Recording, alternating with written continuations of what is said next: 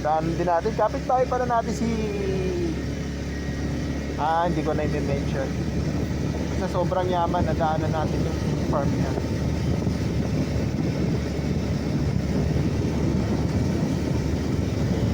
O, diba? Ang ganda sa baluarte mo. Ilang na bilang mo dumadaan.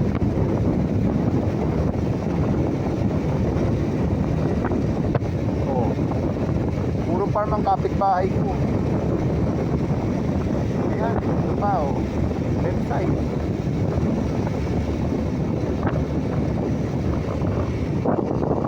Ayun oh.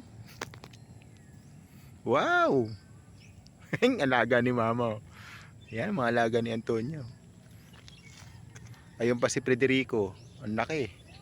Oh. Ayun si Roberta. Oh, si mama. Ah, di ba? Ang ganda dito sa taguan ko. So, ano pang inaantay nyo?